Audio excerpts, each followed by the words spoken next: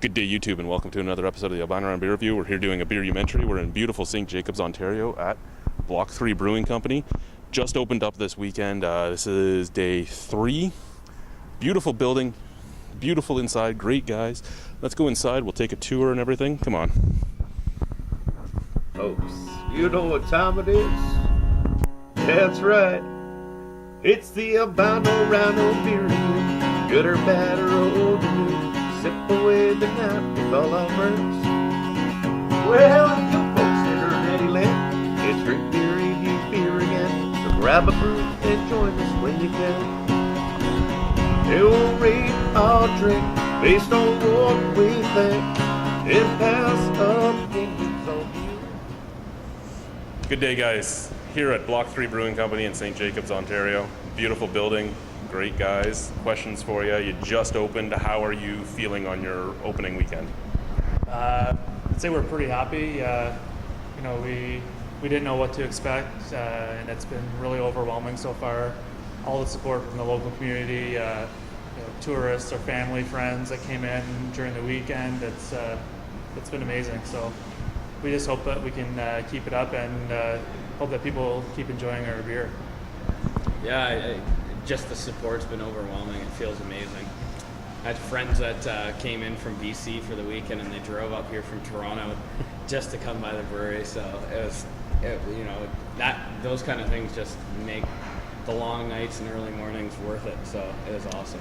Now, I know you sold out of your Saison yesterday. How much beer did you actually move yesterday on your first big day? We sold, we did about 600 liters out of the 300 liters in bottles. Actually, no, 350 liters in bottles. We went through about 1,100 liters total the first day. 350 in bar sales. That's awesome, right 300 there. in kegs. In growlers. That's great. So great support. How long was this in production? How long has the planning stages and the building stages been going on? I think it's almost a year today. Yeah. A year to this date where we'd started doing our beer club and started getting the ball rolling. And then, we started doing the business plan around November, and we took over this building in April. And basically, so April, May, June, July, August, we were getting all the equipment in and doing all the finishing on it. And our landlords are great people, so they really helped us out there. So almost a year. Alrighty, Block 3, what does it mean? Well, it's kind of got a historical significance to the area. When they deeded the Indian lands to the first settlers, they broke it up into blocks. So Woolwich Township, which is where St. Jacobs is, was Block 3. So we got that name for that. It was actually deeded to William Wallace, Scottish heritage there. So you might be seeing a William Wallace beer in the future. Plans on other beers. How many beers do you hope to have running year-round in the future? Are you going to plan on seasonals, one-offs? Yeah, we'll be doing lots of seasonals. I think for Oktoberfest, or Blocktoberfest as we're calling it, we're planning on a Marzen-style ale. So not a true Marzen lager, but an ale version of that. So we hope to have that out for Blocktoberfest, and then after that, it's going to be seasonal. I think for the winter, we're going to do either a stout porter or maybe a barley wine, and then we'll constantly be having one-offs in here as well. Whatever Brian feels like brewing, it's up to him. Yeah, Brian's got a passion for brewing one-off. Just kind of what things that he's been thinking about, things that are going through his head. So. One of the things that we sit here at Block 3 is, if we can brew it, we will do it. So we're letting Brian kind of run with his ideas, and we got a lot of trust in him, and we believe in his skills on the system. So here's hoping that he brews up some fun things. Alrighty. Have you had any difficulty so far getting into, say, a licensee? No, they've all, we've had the two bars in town, Jacob's Grill and Benjamin's, were supportive right from the beginning, as well as Imbibe and the Bent Elbow and Kitchener. we walked Milos in there. in London.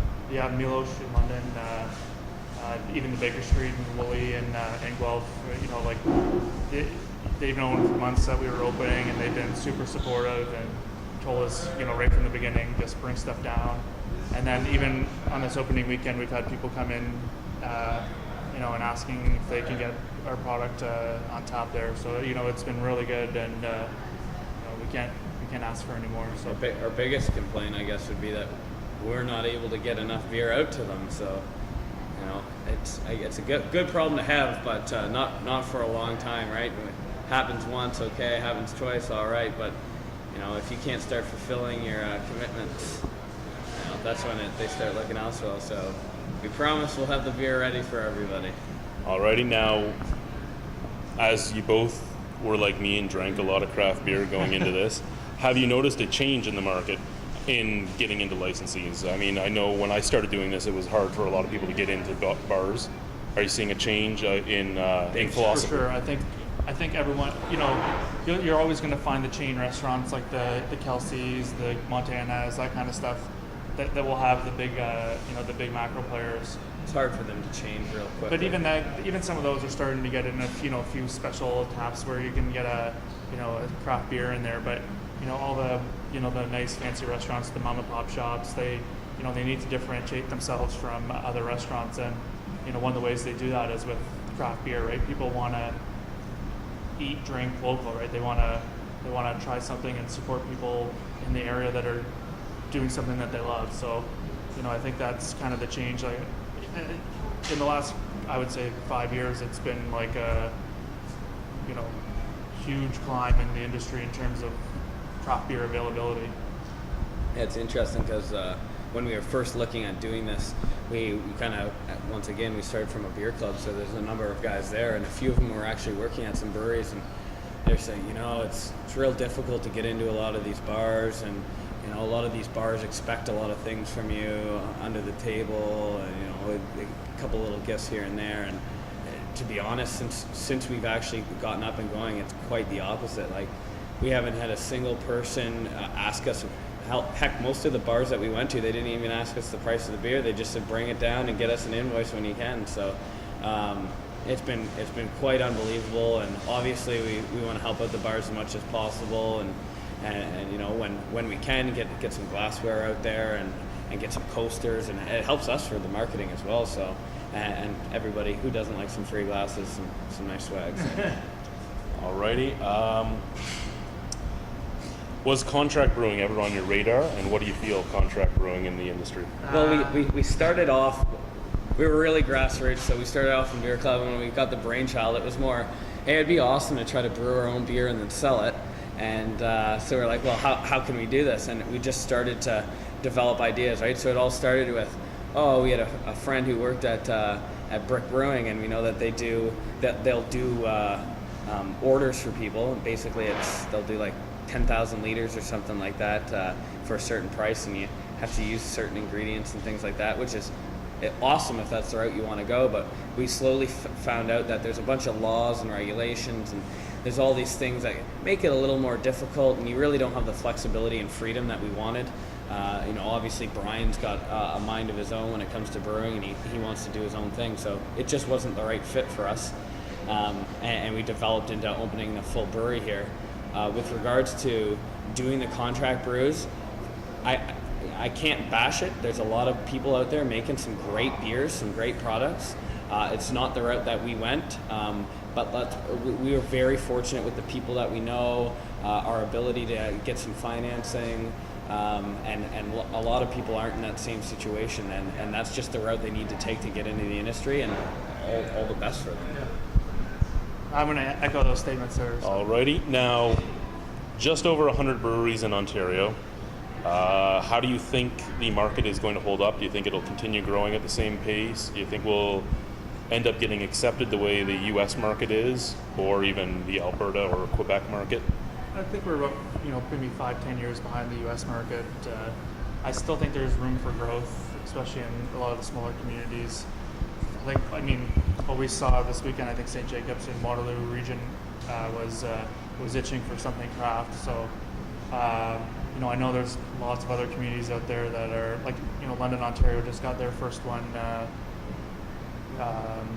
few months ago, and it's. I think there's still lots of room for growth, and I think a lot of people are wanting to try something different, and we're starting to, pick away at the market share that the big boys have. So.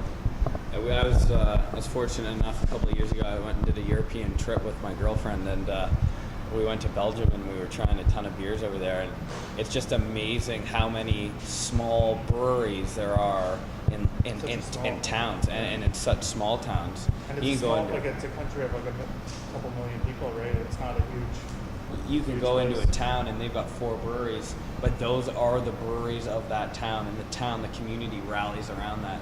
And we really hope and are hoping that that's what happens over here, and it continues to develop. We hope that when you come to the Tri-Cities areas, you come to Woolwich Township, that there's a few breweries in town and they're supporting all the bars, all the local bars. So it'd be a lot of fun. It'd be a lot of fun to have some friendly competition and have some partners, other breweries around town that we can brew with. Now, do you find that the special thing about the craft beer industry? I mean, for me, I kind of do to myself, that you actually are competitors, but at the same time, you're comrades and helping each other as much as you can. Well, I think one of the first things I said when we started looking into this is, 3 of us have, business degrees, and I said, like, you basically just need to throw that business textbook out the door, because, it is competition, but it's not really. Everyone is so supportive. Everyone wants to see you do well. Everyone wants to help you out, and it's crazy. It's like, we were shocked by it. Yeah, like it's. I don't even know. It is a community, and that's. Until you've experienced it, it's really hard to describe. Like we're just absolutely shocked. We walked into one brewery, and we had some questions on like where do they get their like labeling in boxes, and they basically like pulled up all the information, what their pricing was, and we're like, make sure you call them, tell them we told you about that, tell them that we were with you, and that you want the same pricing that we're getting. So it's like, it's just unbelievable. It completely shocked us. We thought we were gonna get told to get the hell out of there. They're not giving us their inside scoop, but it's quite the opposite. What do you foresee for the future of this market? The brewing market in general? The brewing market and your market here in St. Jacobs. Well, for us, we're, like I said, we're grassroots. We don't see ourselves wanting to jump into the LCBO or beer store and expand like crazy. We truly are all about the beer, and we want to be that local community. We want to be the beer that people bring to their family Christmases and are proud to say, hey, this is my community beer. This is Block 3. We're trying to charge reasonable prices. So that's that's part of it, right? We want to be part of the community, so we want people to be able to come in and say, yeah, I'll pick up a growler of that, and it's not gonna blow the wallet on it. So. And for them to know, what are your prices? We're charging $4 for a single, $22.50 for a 6-pack, and $10 for a growler fill. All our bottles are 500 milliliters. Growler's obviously 1.89 liters, so we think that's pretty reasonable.